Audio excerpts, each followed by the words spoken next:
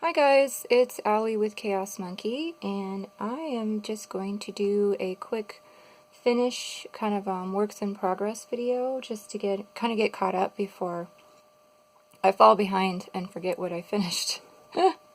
So we need to get this done so I can wear my socks. So I finished the January socks. So I just wanted to show you guys the finish because I always show you like in progress, so I like to show the finish as well. This was just I always do the, oh, brain fart, hold on. Magic Judy, like Judy's Magic Cast On is how I always do my toes. And sometimes I do 10, sometimes I do 12, depending, I don't know what I did on this one, maybe 12 stitches. 1, 2, 3, 4, 5, 6, 7, maybe 10. But I do it that way because I have pointy toes, so this actually fits me. But if you need a different type of toe, there's rounded toes, there's all kinds. But I always do the Judy's Magic Cast On with either 10 or 12 stitches to start. And then I just do, a simple increase every other row until I get my toe finished to my circumference of my sock. I usually do 2 at a time on magic loop with hayas because I like the cord. The cord is nice and flexible but not too floppy, and it's usually a 40-inch on size zeros because that's just where my gauge is at. And as you can see, I match the stripes so they're identical, and so I just started them at the same spot on the 2 different balls. This was one skein. I skeined it into 2 balls, then worked from both balls at the same time to do 2 at a time. And then it's just plain stockinette. I do a fish lips kiss heel because that's my favorite short row heel. It's really easy. And then I just finished up the leg with some, what did I do, 2x2 ribbing just in the front. And then like maybe an inch cuff of 2x2 rib all the way around. I always do a super stretchy bind off. I do the Russian bind off on my socks to make sure that it's extra stretchy because you gotta watch that. I remember one of the first pairs of socks I made, I did a regular bind off and they were tight. Could not get my foot in. So that's it. Really simple pattern. I did wash and block these. I kind of squished one apparently because it keeps wanting to go sideways. But now I can wear them. I tried to make them as long as possible to use up as much as the yarn as possible, but of course I have leftovers. And, oh, I was also going to say that Biscotti contacted me. I posted this on my Ravelry, and Biscotti messaged me on Ravelry and asked if they could use my photo in their, what do you call it? On their website and stuff to promote it. And I was like, yeah, you can use my picture, right on. So that was pretty cool. And so then my next socks, if you guys remember, I'm trying to do a pair of socks a year to use up old stash. And this, like I said, this one was in La Princesse. And this yarn had been in stash for, what, 3 years? Somewhere in there. So, and this had been almost the same amount of time as this one. Has been in stash for about that long. You can see the tags all tore up. Even before I ripped it, it was like, it was in stash so long the tag was disintegrating. But this is opal. This is like my last ball of opal. Oops. This is in Love Story. And that's just what it looks like when it's worked up. It's just kind of a Fair Isle kind of self-stripey. And yeah, just, yeah, standard sock yarn, 75% wool, 25% polyamide, and I like opal. Opal holds up really, really well. It's a more, I want to say it's like a more rustic yarn. It's a little more scratchy, but it is really tough for socks, so I really enjoy it for socks. And so these are my February socks. So I was trying to go with a Valentine theme. So again, these are my Hayas 40-inch cable. And I'm using these almost all the time now. I used to switch up my needles, but now I'm just kind of using these all the time. So I might have to get another set. But again, Judy's Magic cast on for the toe. Looks like I probably did 12. Just did whatever increases. Sometimes I do a make one left, make one right. Sometimes I just do a knit front back. Depends on what I'm in the mood for, or if my hands are sore, oops, or whatever. But this one I also did a pattern, and I'm going to see if you guys, it's kind of crazy to do a pattern with a busy yarn like this, so I was kind of on the fence about doing the pattern, and then I just decided to do the pattern. So you're probably going to have a hard time seeing it. But if I put the white background, it's actually a heart, which you probably won't be able to see. But it's a heart, you can kind of see it at the bottom, and then it's a heart on top of a heart all the way up. So yeah, I picked a yarn that didn't really show the pattern too much. Maybe if I pull it this way, can you kind of see it? The heart pattern. So it's just a lace pattern all the way up. It was a free pattern if you guys are interested, and maybe you want to do it in like a more solid yarn so it shows. What did I do with it? I have it here somewhere. Oh, here it is. It's a free pattern. I just printed off the chart because I didn't need the whole pattern. And it's pretty much just for, so if you already know how to knit socks, this is the pattern, because she doesn't teach you how to knit socks. She just gives you the pattern for the hearts. And it's from, it's just called Heart Socks on Ravelry, and it's by Patty Joy. So just to let you know. And the chart is pretty accurate.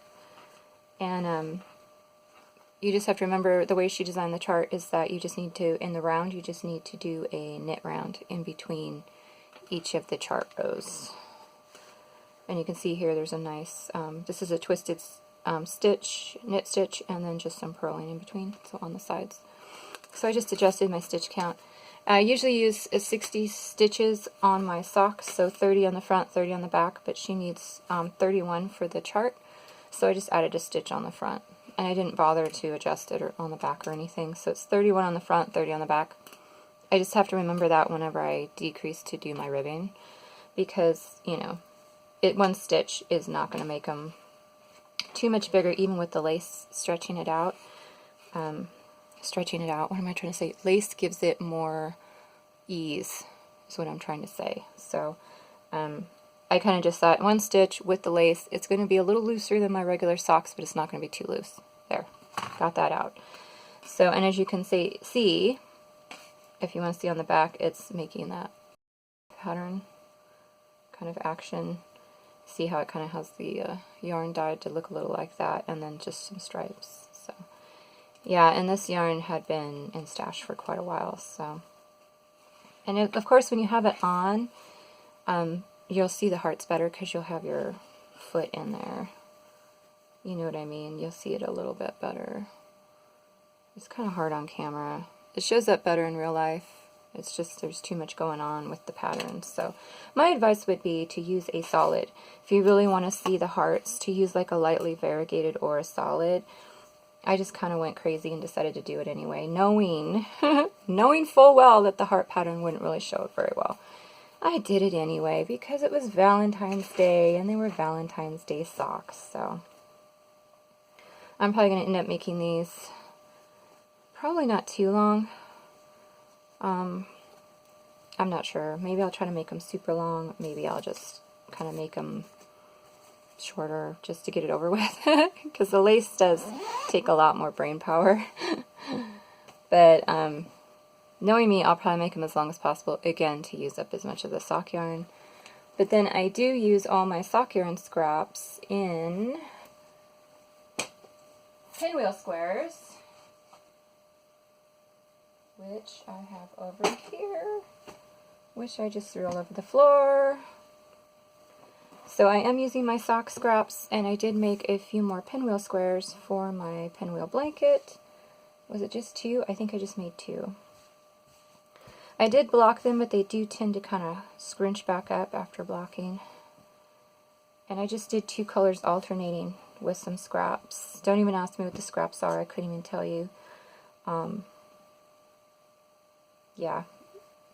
And even if I could, I wouldn't tell you. Actually, I know this one. This one's all Southern Skeins. So, oh, I can't remember the colors though. I'm so bad. But this is Southern Skeins, and this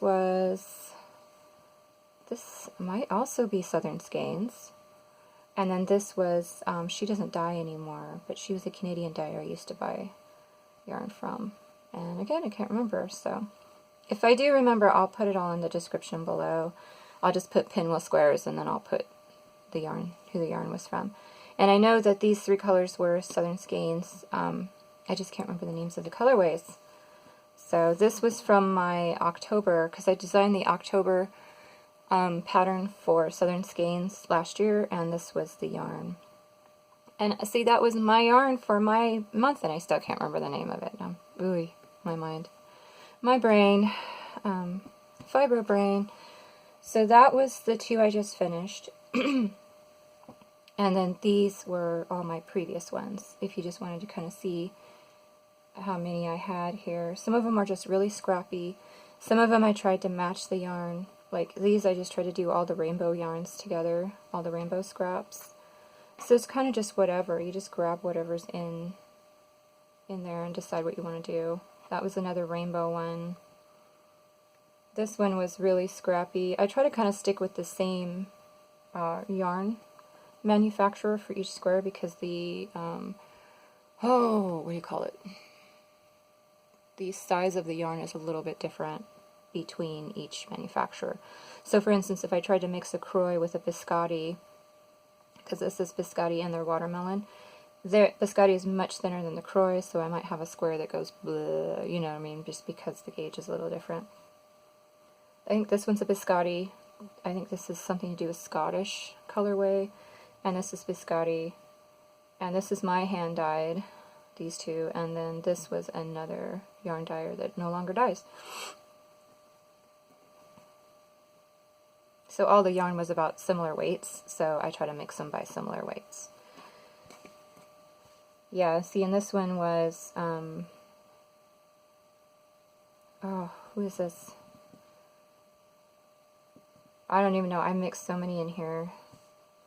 But I just try to go by similar weights or similar brands. But other than that, I'm trying to really make it scrappy. I'm trying not to be too picky, because I don't want to overthink it. Here, this one's all Croy. I know this one. All different colors of Croy, and then some opal in this one. So this one is Space Cadet yarns, etc., etc. So I'm not going to bore you guys with all that. But you can see I just have tons and tons of sock scraps.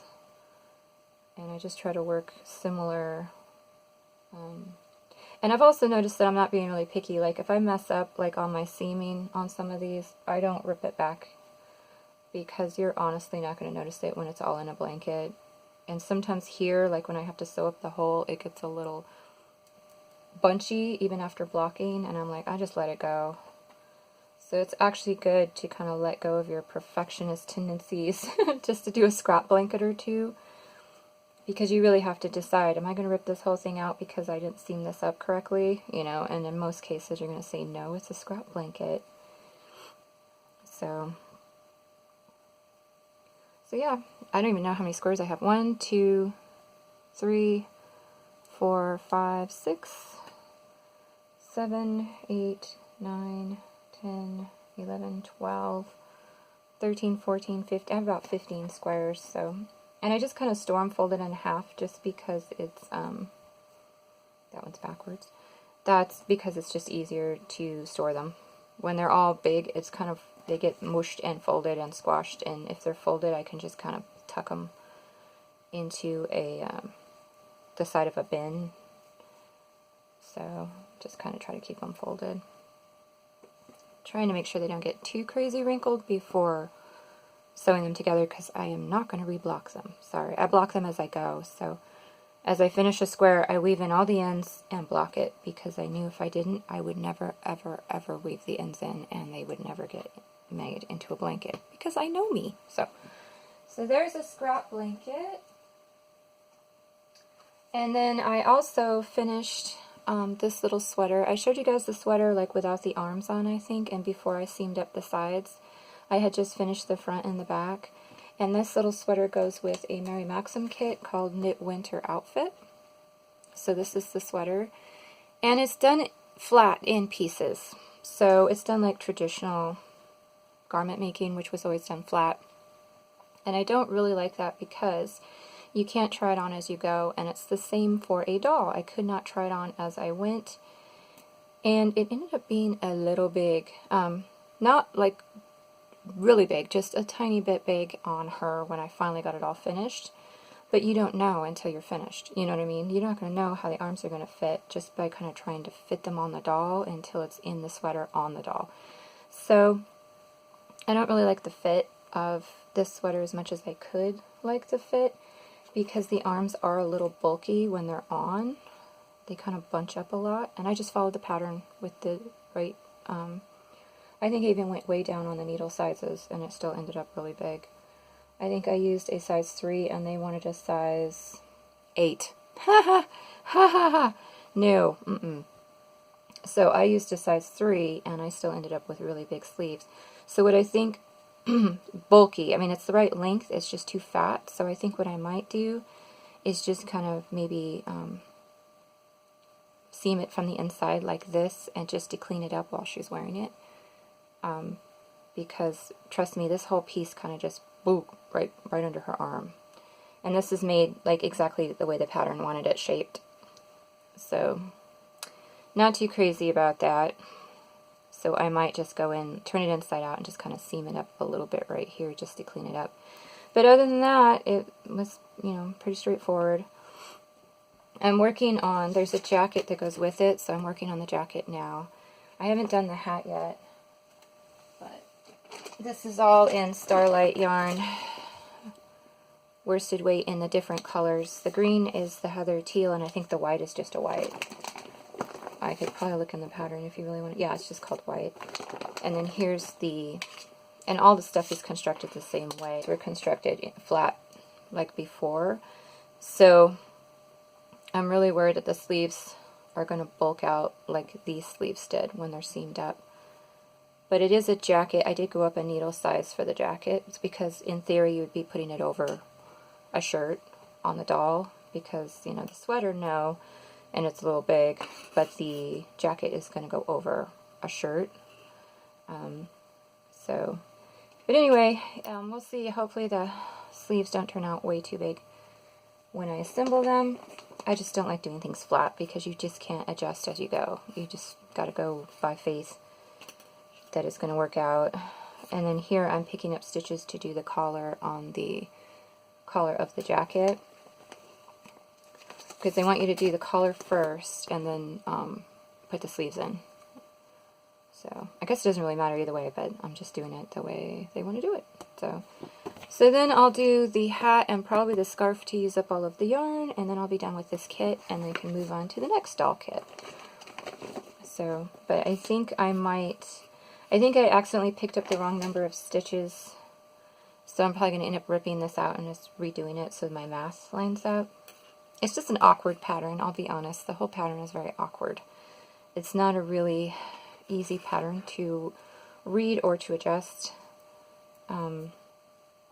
And so, yeah. Anyway, you just have to adapt and do your thing. So, and I keep the sweater in here because it is white and it's going to get covered in cat hair. So I got to keep it pretty clean.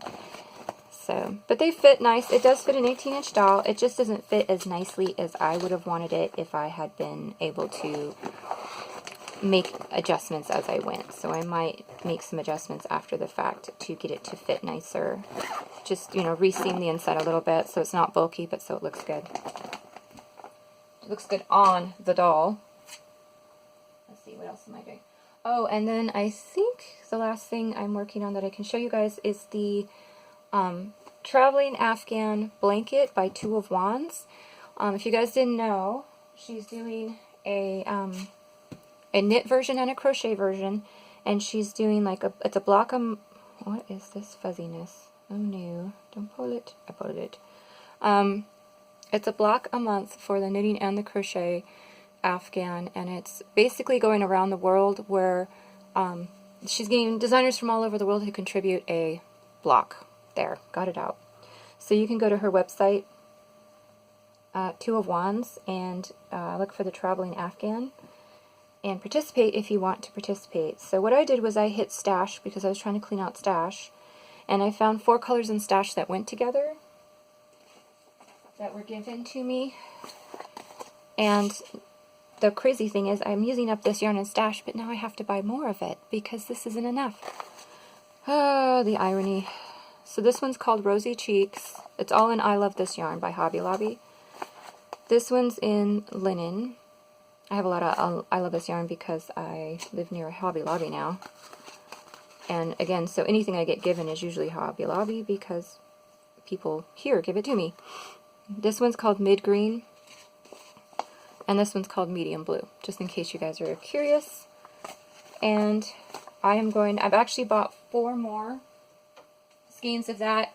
I probably need even more, but I know the dye lots aren't going to match because they do have dye lots on this acrylic. So I bought 1 of each color from Hobby Lobby, and I'm hoping they won't be too far off. And then when I run out of those, I'll buy 4 more and just kind of mix up the whole dye lot situation. So hopefully it won't show drastically if one color is way a different shade than the others. So I'm just kind of working around the dye lot issue. Plus, I didn't have enough yarn to buy all the yarn out. I mean, enough money to buy all the yarn at once because I wanted to buy some other yarn too. So I just did 4. But this one is the first one. This one was from Two of Wands, and this is just a basket weave. And I'm doing the crochet version. I was thinking about doing both the crochet and the knit version, but I decided no, I didn't need to have to buy even more yarn. You know what I'm saying, for trying to get some stuff out of stash. This is the second one. I think this one was called Mama Mia was the designer. I can't remember. I should probably look it up for you guys, but you can just head over, or I'll put it in the show notes or the description bar if you really want to know who made each one. But if you go over to the Two of Wands, all the squares will be there. We're on square 3 now, and then square 4 should be released anytime. So if you want to start, you can actually get caught up pretty quick. But this is the second one, and I'm using the same hook size for each because it's the same yarn, but each square has such different gauge that I didn't want to go up and down hook sizes, and I didn't want to do a gauge swatch for a square because, yeah, no, I'm not doing that. So I'm just using the same hook size and then adjusting the size of the square where I need to get 10 by 10. So they're all not going to be perfect, of course, and you can't expect them to be because the stitch differences alone are going to make each square a different size. So you're not going to be able to hit 10 inches exactly on each square for each other. Just close enough. So as you can see, I'm pretty darn close, and you won't be able to tell there's a drastic difference when it's sewn up. So I'm just using, I think, a J, and I'm just making adjustments as I go. So this one was just standard following the pattern. This one I changed this last row to a double crochet and then did a single crochet around the edge just to get closer to the 10 inches. She just did single crochets for 3 rounds. And so hopefully after blocking it'll be fine. I didn't want to go too big, I didn't want to go too small. And then this was the last one, which was a tulip stitch square. And I just stopped on this double crochet row to have it fit, at the 10 inches. So you're just going to have to adjust every square because each designer is going to have a completely different pattern, and it's going to have a completely different density and gauge and the whole deal. So just try to eyeball it and adjust as you go so your blanket squares are relatively the same size. So that's my traveling Afghan. Let's see, what else? I think that's it, really, that I can show you, except I got happy mail. So I'm really, really, really excited. I hope my camera does not cut off on me. If it does, I will edit it and then add on the happy mail. But I'm going to go ahead and do it. So, because my phone does not record very long. So I got some really amazing happy mail from Beth from Heaven's Peacemaker. She's a fellow fibro sister. If you guys didn't know, I have fibromyalgia. And Beth does too. And so she designs bags, and she has an Etsy shop, but Beth, I don't think you're selling anything on your Etsy, are you? I think you just email her. So she's at Heaven's Peacemaker and at Heaven's Peacemaker at gmail.com. And of course Etsy, Facebook, Instagram, and YouTube's, because she has a podcast too. Oh my gosh, it got dark all of a sudden in here, you guys. Hold on, let me see if I can adjust my lighting a little bit. It got overcast outside. Okay, hopefully that's a little better. But she sent me, and by the way, this was beautifully packaged. It was all beautifully put together, but I unwrapped everything because I didn't want to, like, the super noisy on the camera. But she made me monkey bags for Chaos Monkey, and they are so adorable. So here's, and she does really awesome work. The stitch quality and everything on these is amazing.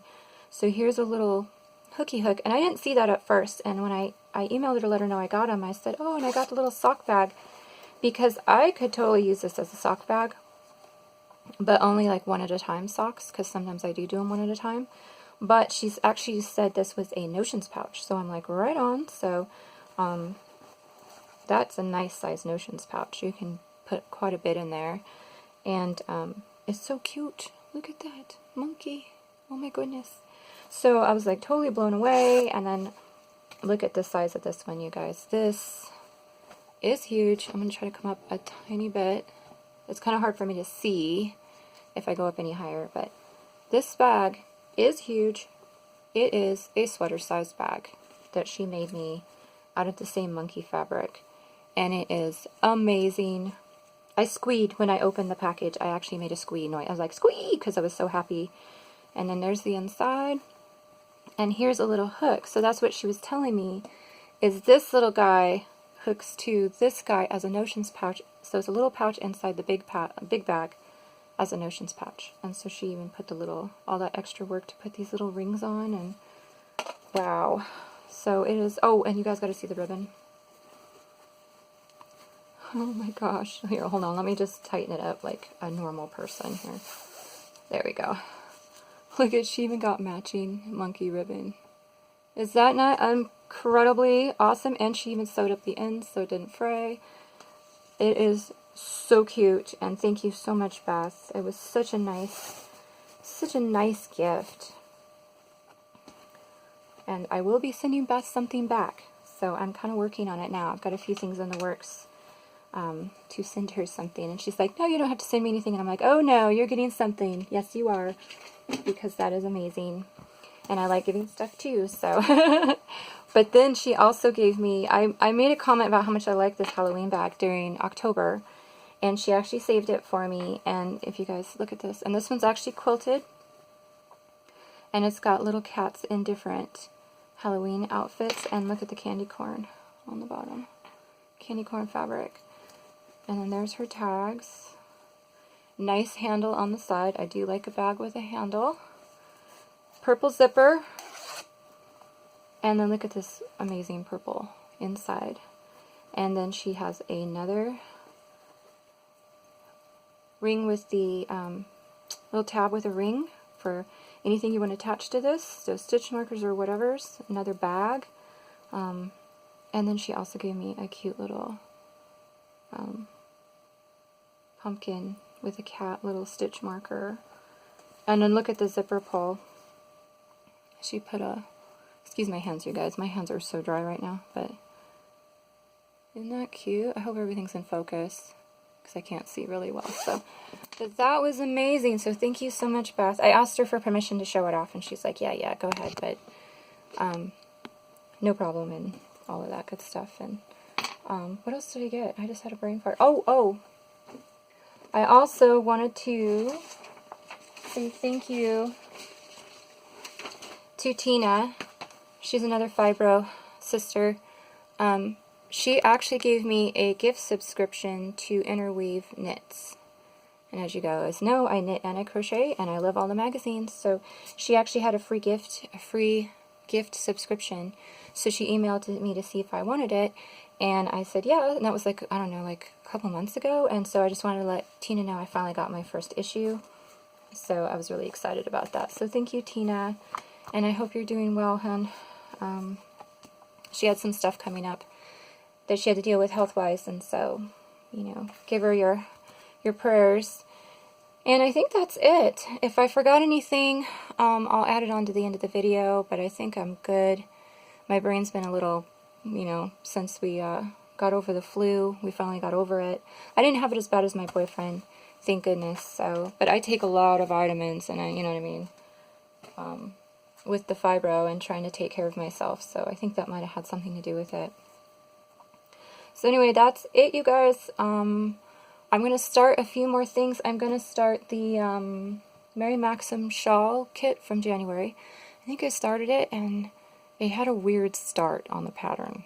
And I think I ripped it out. So I'm going to start that. I'm probably going to end up making the baby blanket as well. And I'll show you guys as I progress on those. Anyway, you guys, I have a few unboxings coming up. So those will probably be in my next videos. And I will talk to you later. Love you guys. Bye.